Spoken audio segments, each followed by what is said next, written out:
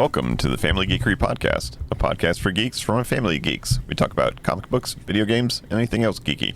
I'm Chris. I'm Amber. And I'm Danny. And this week, we're going to be talking about Five Nights at Freddy's 2. Is that what it's called? 2? Horror. The second Yes. movie? Yeah, not to the video game, but to the second movie that just came out. Yes. Yeah, it just came out. We're going to talk about it. But before we do that, Geeky Weeks. let's talk about our Geeky Weeks. Amber, you want to kick us off? Sure. I watched a movie. It's called Five Nights at Freddy's 2. Whoa. Sounds good. Whoa. I also watched the Game Awards happened on Thursday. And I was hesitatingly excited for this one. I was really excited about last year's because we had Arcane and Fallout all being up and games that I actually liked, you know. But this time Hades 2 was up, and that's a game that I spent a lot of time playing. Yeah. And it lost every award that it was up for against Clair Obscur, whatever that game was, but it did win one that game was not in the category for. So Hades 2 didn't walk away with nothing, and I know people were excited that Silk Song won at least something also. So those were the two big ones I think that people liked, other than Clair Obscur Expedition 30. It's such a long name, bro. And they kept calling it different things every time. But I guess the French, the French know how to make a game. Just a little unfortunate that the one that I thought maybe Hades 2 could win against that was the music direction or like the art direction. And it didn't win either of those. So, I don't know. The music in Hades 2 is really good. But whatever. Beggars can't be choosers. Got some cool game announcements, like some Star Wars stuff and a Evanescence concert, so can't complain too much. Yeah, it was good. Yeah. Killer orchestra. Oh, yes, and Flute Guy brought his flute. He brought all his flutes. 14 other wind instruments. One of them he made himself. Yeah, it was like made out of pipes. Yeah. That was cool. But he's a Game Awards icon. But other than that, Percy Jackson and the Olympians Season 2 is out, or a couple episodes of it is, and I've been watching that. Didn't reread the book like I did for Season 1, because the release of this one kind of snuck up on me. But the first two episodes were good, and I'm excited to watch more.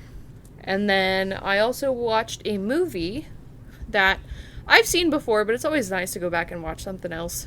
So I watched the movie Zodiac, which starring Robert Downey Jr., Mark Ruffalo, Jake Gyllenhaal, talking about the Zodiac Killer.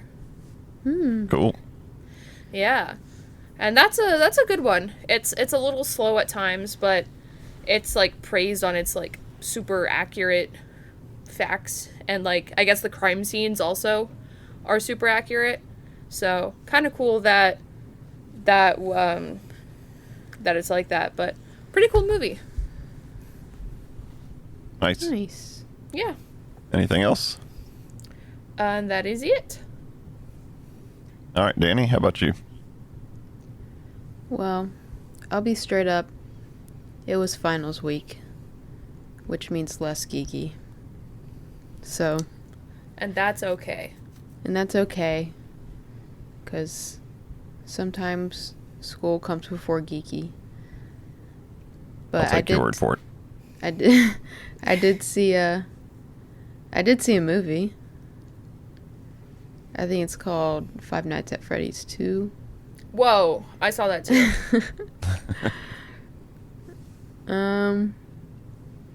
Other than that, that's about it. I was on the grind, but now I have time to do more geeky. Gotta love it. I actually saw 2 movies this week. And they were both called Five Nights at Freddy's. Yeah, I was going to say the same. Saw it twice. Once with Amber, once with Danny. Other than that, yeah, I watched some of the awards also. It was good to see those trailers. I got to go back to that. Go ahead. It's funny, you and Mom kept texting me, like, that Phasmophobia game looks scary. And I'm like, you're still watching? Like, she was invested. I figured you would have been there just for Evanescence and then turned it off. But then she kept texting me about everything. Maybe I tricked her. Maybe I said, hey, I think they're supposed to have a big announcement for Dreamlight Valley. No, yeah, we watched some of it. And when it got to the the nominees for the Game of the Year, and the orchestra played the whole thing, played the music for all of them. It kept on showing flute dude. Flute guy. But it also was showing this guy with a translucent trumpet. Yeah, that was cool. Or cornet. I can never tell those apart. But yeah, that was pretty cool. I tell you what, I played a lot of music growing up. Played in all the silly, band things where you're playing stupid music. And if I would have thought at any point in my life that could be the end game for learning to play music, like, I would have stuck with it. Because that was badass. Just whoa, bad word. Family geekery. Yeah, those musicians, they're top of their game. So kudos to the musicians, they called it the Game Awards Orchestra. Yeah. I'm sure they have day gigs, but it's pretty amazing that something as silly as video games has an orchestra for their award presentation. But yeah, that was cool. I went to the local arcade because they were having a retro market, and it looked pretty cool. Well, yeah, it looked pretty cool. They had a flyer for it, so I went and checked it out, and I was whelmed. I was underwhelmed even, but that's all right. They had some dude with some records, a dude with some retro clothes, and a couple retro toys, but it wasn't what I thought it was going to be. But it doesn't matter, because once you're in there, you can play all the games anyway. So I had to set a couple scores, played some Crystal Caverns for you, Amber. Oh, thank you. Crystal Castle, that one too. And had to play some Moon Patrol and Joust and all the classics. But I think... What about that one game? Which one game? The racing game that we played. Outrun? That one. Outrun wasn't... yeah, I did play Outrun. Pole position wasn't working, but I did play some Outrun.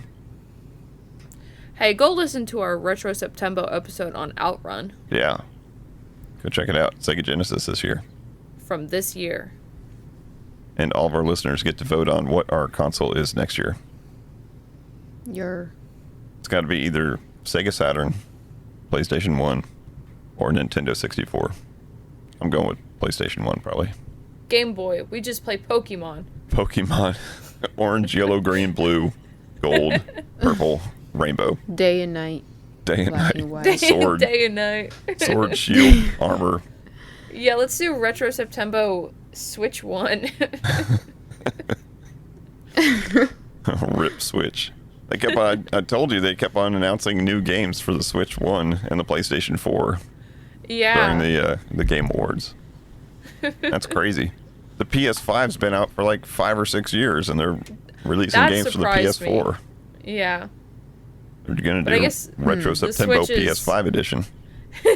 Yeah.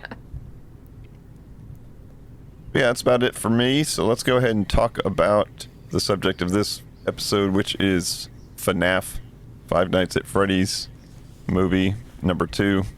And I think Amber's going to be carrying us big time on this, because although I watched it, I know that she got a lot more of the inside jokes and Easter eggs and stuff than I did as I was watching it.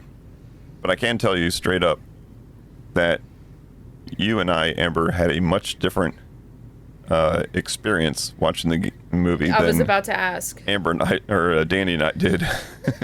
How was your theater? Well, there was 2 other people in the theater. Oh, wow. You had a nice intimate viewing with FNAF. So that was one difference. The other difference was it was probably about 20 degrees cooler, and that, Oh, no.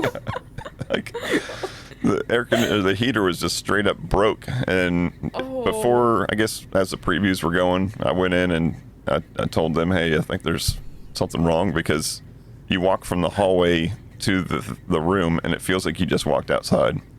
Oh, my gosh. And so they had an employee come in like twice and fiddle with the thermostat, and then halfway through the movie they just stopped it, and the lady that came in, who I guess was the manager or something, I think she had a pause button in her hand, because she just walked in, paused the movie.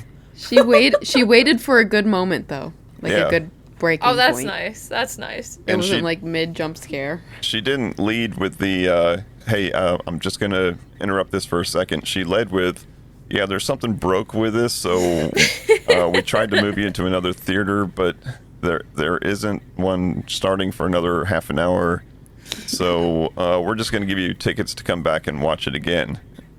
And she hands out comp tickets, and I was like, are you going to finish this? Because we're halfway through, and I've got a podcast tomorrow. We have a very important podcast. And she said, oh, yeah, I'm going to go ahead and finish it. So the 4 of us and the other couple that was there, they came with a blanket, so they were set. They were Oh, prepared. that's nice. And luckily, It's their fault. It was an inside job. luckily we both had jackets on, so Yeah. we were good to go. We finished it out. But to describe, just go ahead, Amber, and describe the audience that we had to Danny. So the theater was pretty packed. Like nothing like that. But you could tell everybody in the theater, except for I guess you, was like a big fan of Five Nights at Freddy's. And they were also all between the ages of like 12 and 30. So they were all like, we had cosplayers, we had, you know, high schoolers, college students. Everybody was talking up until the moment the movie started, and then some people kept talking Right. about the movie. And then every time there was anything remotely Easter egg or anything, we're like, oh my gosh. And you know, if somebody was with somebody that didn't know that much, they were like, that's so we had quite a lively audience. And I think something like Five Nights at Freddy's, where it's obviously the fan base is the only people supporting this, I think something like that's fine. Like kind of like a Minecraft movie moment. That I was about to say it. Seems Yeah, like we didn't get Minecraft any like chicken reenactors. Yeah, no chicken jockey. It seemed like it was probably most everybody's first viewing of the movie. So just a lot of surprise and a lot of laughs at, you know, some cool moments. Yeah. That's good. So much different experience. Yeah. Which one did you prefer? The heat controlled room or the You know, non-heat controlled room? Well, temperature aside, I enjoyed the crowd aspect of it, because it made me know when something mattered. when there was something that mattered. Yeah, when there was something. Yeah. And it also made me feel a little left out when they're looking at, you know, some inanimate object and everybody goes, I'm like, okay. It's like, I It's guess- a chair, Freddy bro. Fast Cola. And I caught some of the stuff like security breach and, you know, things like that. But, you know, I didn't know. That's my chicken jockey. Security breach is my chicken jockey. Yeah, I didn't know that, you know, when they showed the yellow eyes with blue centers, that it definitely meant it had to be, you know, so-and-so, you know, the Claptrap or whatever his name is. Wrong game. Claptrap's from, what's that from? Borderlands. Borderlands? Yeah. Five Nights at Borderlands. Claptrap. Springtrap, right? Who would win a fight, Springtrap or Claptrap? I think What Claptrap's got that sass on him. Okay. Yeah, so much different environment, but Yeah. let's talk about how this movie, how it picked up from the last one, because I didn't quite remember the last one. In fact, they started talking about an ant, and I had no idea that there was an ant in the first one. I had forgotten too that there was an ant. I had no clue what she was talking about with the book or whatever, but Yeah, because I think she was trying to gain custody over Abby towards the end of the last movie after everything yeah, they happened. were kind of fighting over Abby a little bit. But we start this one and seems like things are back to normal, you know, like Abby misses her friends, you know, her only friends being dead children stuffed inside animatronics. And then Mike and Vanessa have a will they, won't they, are they friends, are they more than friends, we're a little suspicious of you still, kind of thing going on. It's just kind of getting back to life. Right. Robotics competition coming up. Yeah. Now, I like some the trauma. I like the throwback, the very first opening at the 1982. Oh, yeah. You know, Oh, I forgot that's how it started. the first restaurant in its prime, and that was at almost half the birthday parties I went to looked exactly like that, except for less stabbings and Right. less dead children. Parents who actually cared when a child was screaming. No, that part. I don't think that part changed any. Okay. The 80s were tough, man. We had to grow up Parenting strong. in the 80s? Come on. Yeah, You've we had seen to- Stranger Things. We had to grow up strong. We didn't need no parents. But yeah, No, I think they handled the character of Charlie and the puppet pretty well. Because in the games, Charlie / the puppet is supposed to be like the helpful one. Like, she's trying to help these kids move on. And that's kind of her job. That's what she wants. She hates that these kids are being murdered.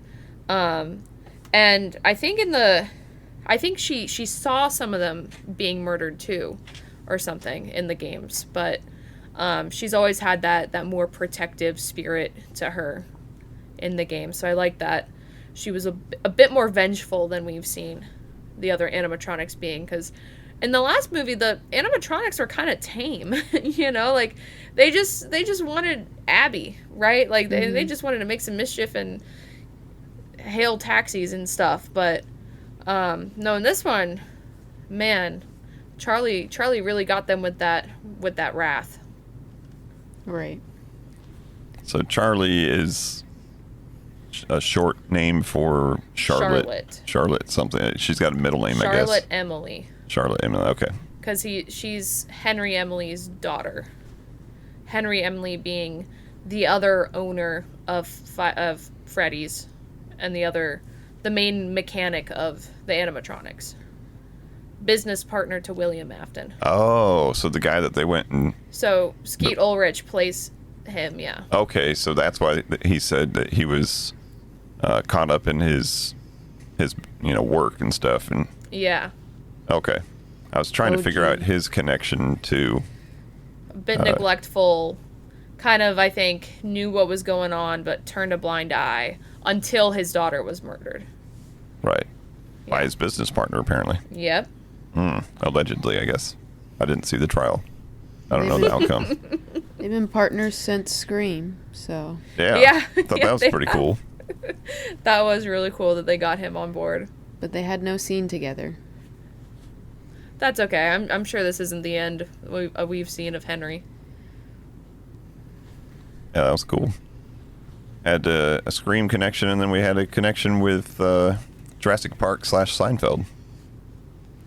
Who? Yeah. The science teacher. The science teacher.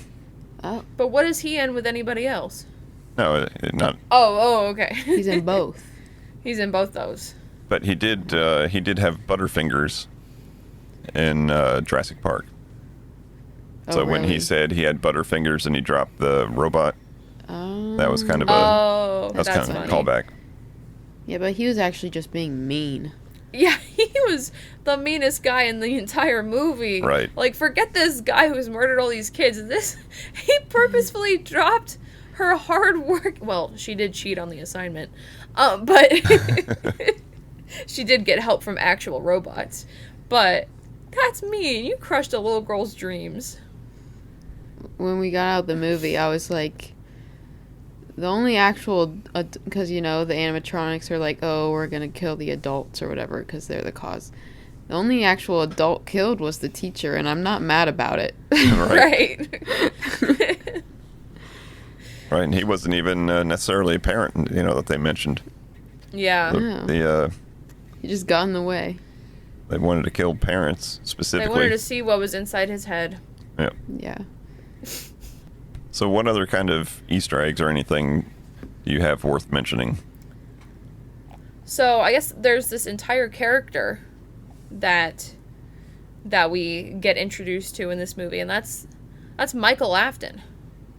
Okay. Who is playing, I think, a bit of a different role than he does in the games. 'Cause I think in the games, Michael Afton is more like, I need to right my father's wrongs, and he needs to try to avenge these kids in a way. So he spends his time in the games trying to round up all the spirits and his dad's body and his dad's spirit and everything like that, and tries to get them freed, and basically burns down an entire pizzeria full of animatronics and dead bodies to do that. So kind of weird to see him in this way, where he's definitely taking the next, you know, taking his father's baton, right, kind of, and carrying on the tradition, getting these kids killed, and feeding these spirits to Freddy, which is interesting, because I always thought that, you know, we'd have Mike Schmidt obviously kind of be that Michael character, but that's not what it seems like they're doing, which is, because I'm pretty sure in the games Mike Schmidt was Michael Afton, but I'm not sure. Can't quote me on that one. I'm a little rusty on my FNAF lore. Why are they naming them both Mike? Because I think they just wanted to, like, use the Trick name Mike us. Schmidt because that's who you play as in FNAF 1. But I guess speaking of playing FNAF 1, we kind of get to see Mike play FNAF 2 in this game. Yeah. Right. They have, and I think that was, like, my kind of major criticism from the first movie was, like, it's just, like, we don't really see that much of the game in it, just kind of the characters and the place and the setting. But in this game, like, he's actually, like, using the computers and having to protect himself from the animatronics. He puts on the Freddy mask and he's like, this isn't gonna work. And it does work, and then Foxy's got, you know, a busted sensor, and so it doesn't work on Foxy. But that whole segment was, like, that was really cool. It was, yeah. Yeah, I liked that. They even poked fun at the fact that it's ludicrous to have to do that. Right. You know, no doors. No doors. And, you know, who designed this place? And Yeah. He's like, there's no way this works. And then he puts it on and he's like, oh my goodness. Even Right. watching it, I'm like, this is so silly. Like him with the little mask on. yeah. And, like, other, like, cool things from the second game, we had Balloon Boy, who, fortunately or unfortunately, got his head kicked off of him immediately. So Yeah, what's up with Balloon Boy? What's the lore? I think he's just annoying. Oh. Yeah. Like, in the game, he just, like, if he gets in the room, he just kind of, like, stares at you, blocks your screen, and just goes, ha ha ha ha ha ha ha ha ha, just like blocks as you move your camera back and forth. He's, like, following you. So really nice to see that he got knocked out immediately. Mike did what everyone wanted to do. Yes, exactly. But then we had the iconic music box song that keeps the puppet at bay. You know, stuff like that was just really fun to see translated from the game. Which, not to spoil anything, because I guess if you're listening to this and you haven't seen the movie yet, this is all kind of spoilish. But the critical tool to put the marionette at bay was that music box. And he comes in and he saves the day with the music box. And as soon as he saves the day, he immediately closes it and puts it down. Right. Yeah. So, obviously, it wasn't a long-term solution for the marionette, and she came back, and that was a good little, cliffhanger at the end. Yeah. I thought it was really cool. I saw something that was really funny. It's like the marionette looked scary, but she had like a blonde blowout for half the movie. Like, I knew McKenna Grace was going to be in this movie. I didn't know that she was immediately going to get possessed and murdered. Right. But then, but that was funny. The effect that they did, the makeup people, whenever the marionette would, possess somebody, Yeah. I really liked that. Oh yeah. And then credit to the poor actress who played the 12-year-old or 11-year-old. Abby, who had to play basically a whiny little troubled 11-year-old the whole thing. As soon as she got possessed, that they let her open up, and the part that she played as the Charlotte part was great. Oh yeah. She was genuinely terrifying as Charlotte. Right. Another character we got to see very briefly was Circus Baby. And it was kind of not real because it was in a dream sequence. But we did see Circus Baby among, all the other animatronics. We had 3 complete sets of the animatronics, because Right. we had the ones from the first movie, the fun, they're not the fun time, they're like the toy animatronics, including Mangle, and then we had the withered animatronics, which are the like old waddles that were there. So a bunch of animatronics that looked amazing and were so cool. And then we had Circus Baby in a dream sequence. And people are already starting to theorize, because in the games, Circus Baby eats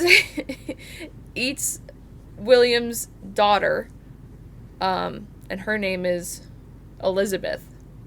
And Circus Baby originally has blue eyes, but Elizabeth has green eyes. So when Circus Baby kills Elizabeth, she has green eyes. And in the movie, she had green eyes. So people are wondering if maybe there could be another kid that Another sibling. Vanessa isn't talking about, because that seemed to be how they kind of got around a couple of things, is that Vanessa's just completely unreliable and just lies. She got crazy eyes. Yeah.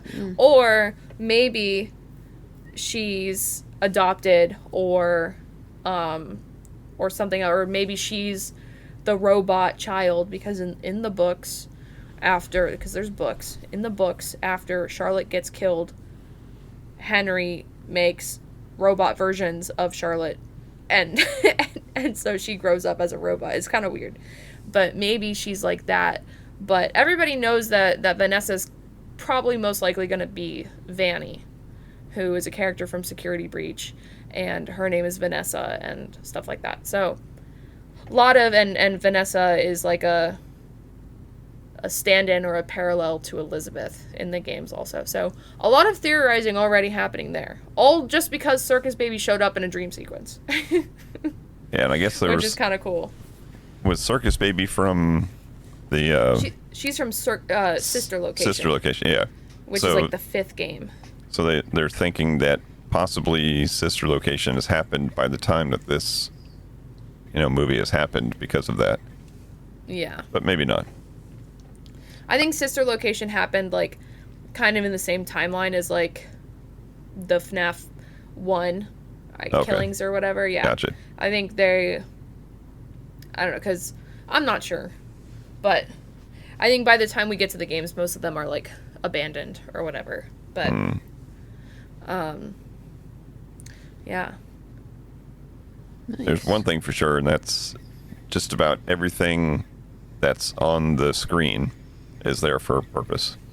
Yes. Like there's nothing that's just happens to be there, just a prop that happens to be there. The props are there for us, or for the super fans. Since you already said I wasn't a super fan earlier. Hey, I watched my Matt Pat videos for the first movie. Nice. No, I did not. Oh, For the second Matt Pat movie. doesn't do those anymore. I know. Instead, he does voice acting. Yeah. Voice acting, in, I didn't busy even being in in this the movie. movie.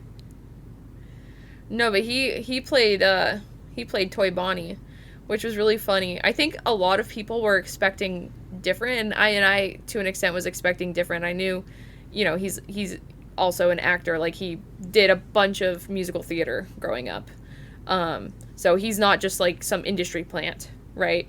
But he did like actual voice acting, which was kind of cool. And I think a lot of people were just expecting Bonnie to come out and be like, "Hello, fellow theorists." Right. And that was not the case. But also Megan Fox as Chica was something I didn't know I needed, but it was perfect. Right. And I saw in interviews, the director said that her kids really like the games and the movie. So they were excited that she was able to be Chica.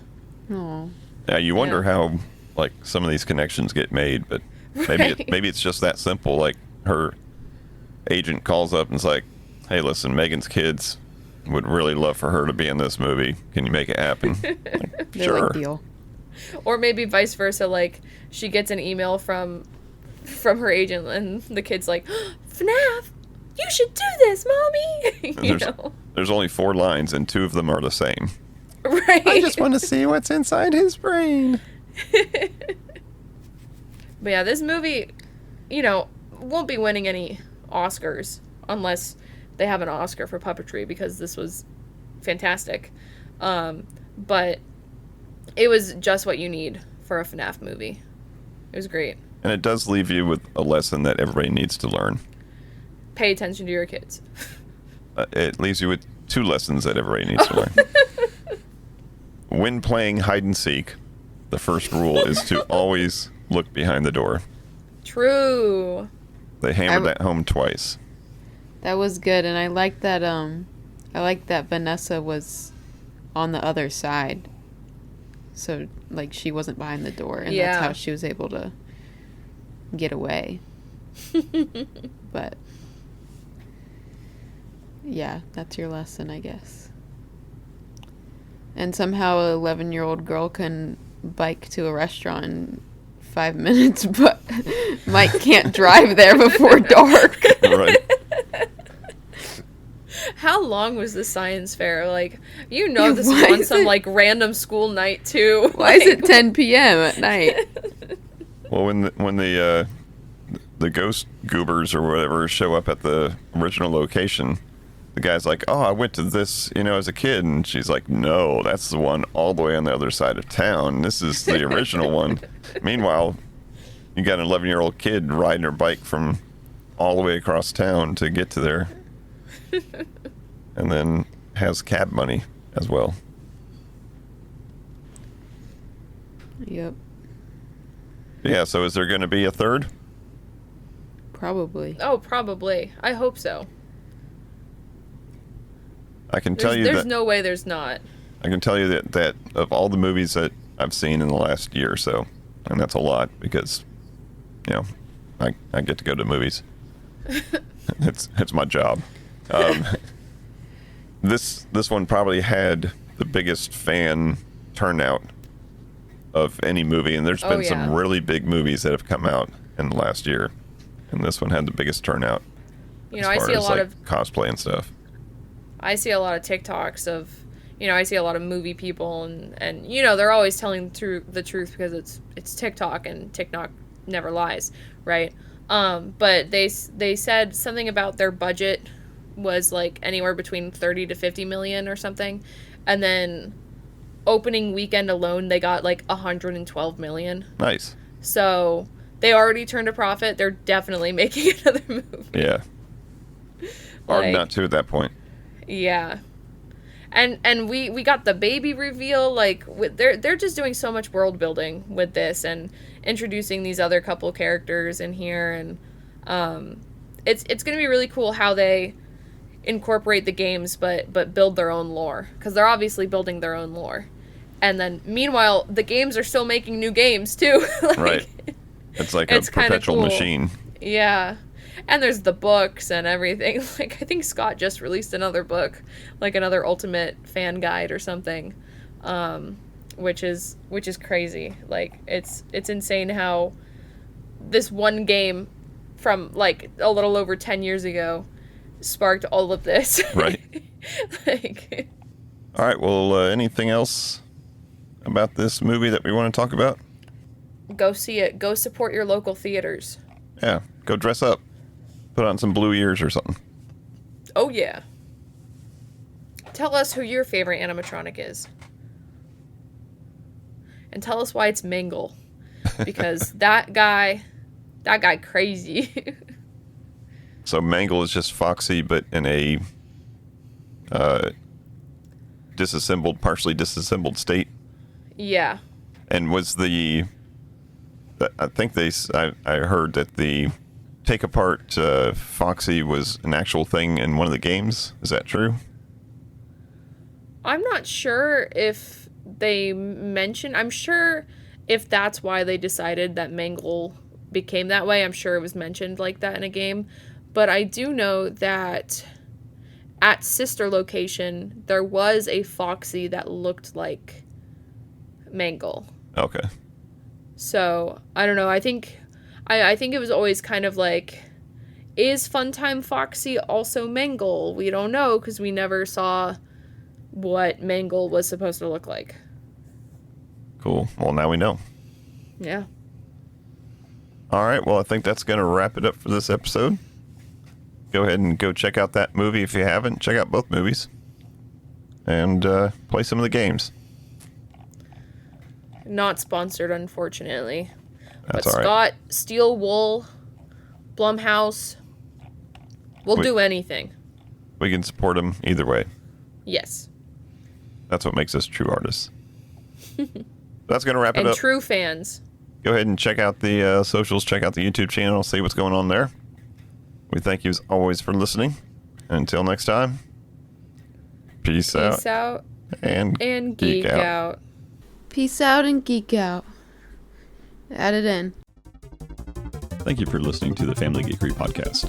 For more information, visit www.familygeekery.com. Don't forget to subscribe at your favorite podcast provider.